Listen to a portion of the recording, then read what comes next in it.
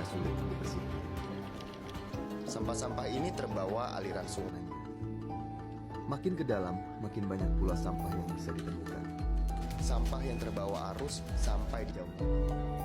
Dan yang Sedap dipandang.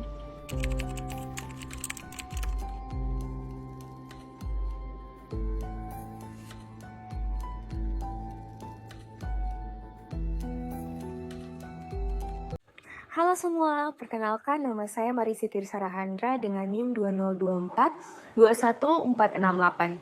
Saya dari kelas R1K Fakultas Hukum Universitas Patiura. Pada video ini saya akan membahas tentang isu lingkungan. Isu lingkungan yang saya ambil adalah polusi air.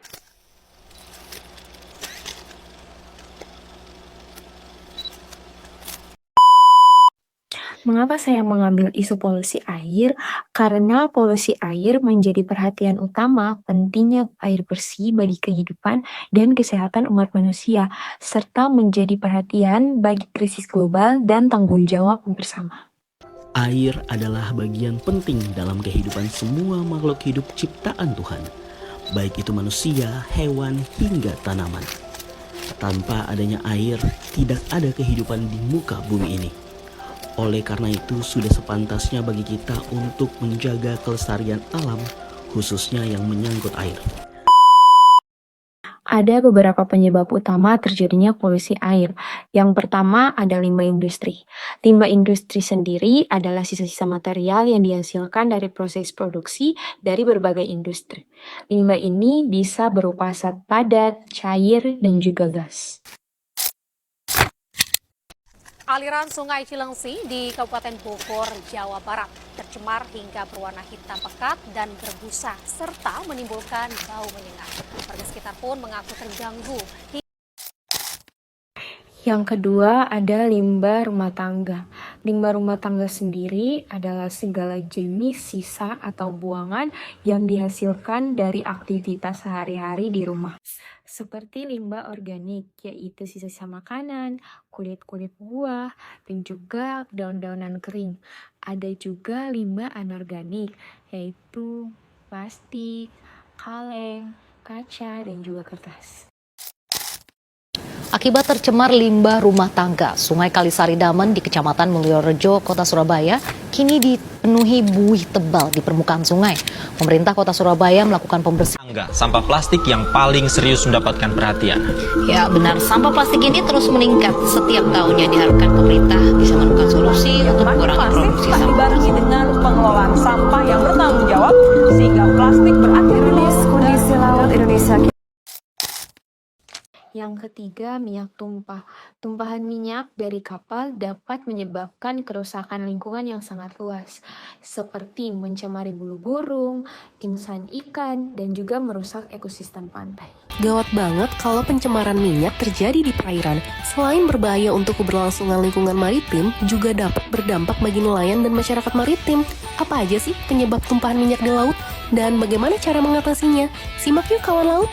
Penyebab terjadinya tumpahan minyak di laut disebabkan oleh berbagai macam penyebab, mulai dari kecelakaan kapal tanker, kegiatan pengeboran minyak offshore atau lepas pantai, docking, scrapping, dan sebagainya. Untuk menangani hal ini, Kementerian Perhubungan mengeluarkan beberapa peraturan yang bertujuan untuk memastikan perlindungan di lingkungan maritim. Di antaranya adalah peraturan terkait pencegahan pencemaran dari kapal, penanggulangan pencemaran di perairan dan pelabuhan, pencegahan pencemaran lingkungan maritim, dan tentang prosedur penanggulangan keadaan darurat tumpahan minyak Tier 3 di laut. Dalam hal ini, Kesatuan Penjagaan Laut dan Pantai atau KPLP dan stakeholder terkait tugas menjaga laut dan pantai di wilayah Indonesia agar terbebas dari ancaman pencemaran air seperti tumpahan minyak. Nah, begitu kawan laut. Pandangan Kristiani tentang penciptaan dan alam.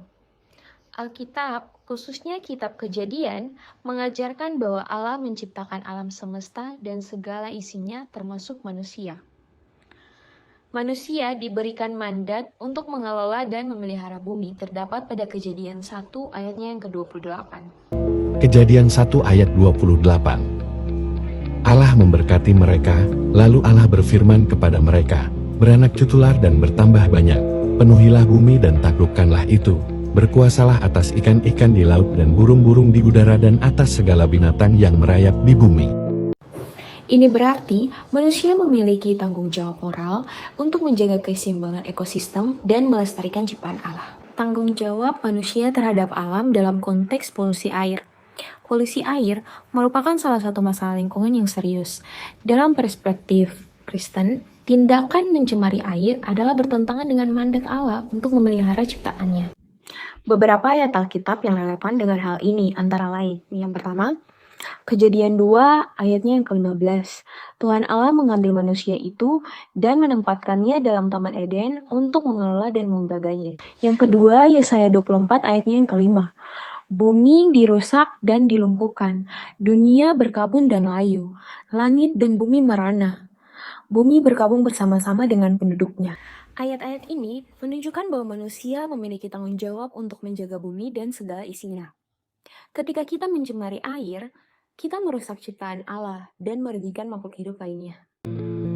Saudaraku, setiap orang yang bekerja keras, merawat, memelihara, dan menggunakan air dengan baik, maka berkat Tuhan berlipat ganda dalam hidupnya. Ishak, hamba Allah, telah mengalami hal demikian dalam hidupnya, seperti yang dikisahkan dalam Kejadian pasal 26 ayat 12 hingga ayat 33. Maka tindakan memelihara, merawat air dan alam semesta ciptaan Tuhan adalah tindakan profetis, tindakan kenabian. Siapa melakukannya, maka berkat damai sejahtera Allah mengiringi langkah hidupnya. Shalom. Ajaran gereja tentang ekoteologi.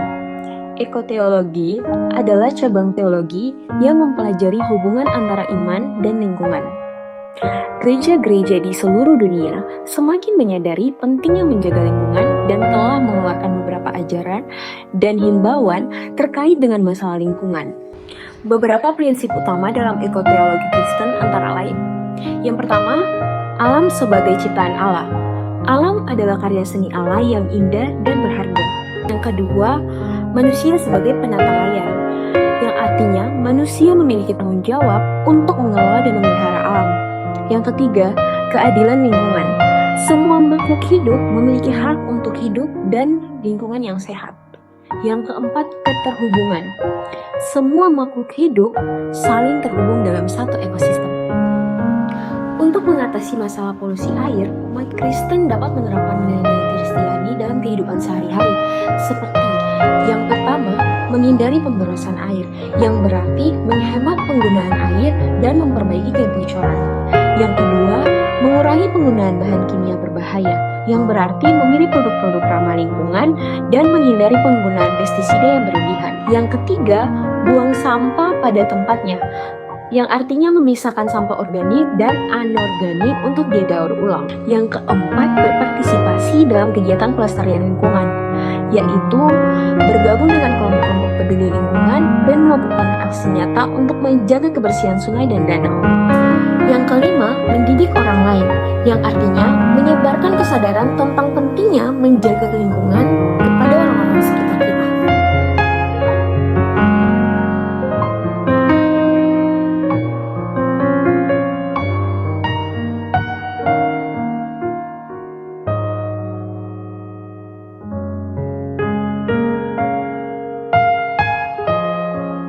Kesimpulan, pandangan Kristiani tentang penciptaan dan tanggung jawab manusia terhadap alam memberikan landasan yang kuat untuk mengatasi masalah polusi air. Dengan menerapkan nilai-nilai Kristiani dalam kehidupan sehari-hari, kita dapat berkontribusi dalam menjaga kelestarian lingkungan dan mewariskan bumi yang sehat bagi generasi mendatang.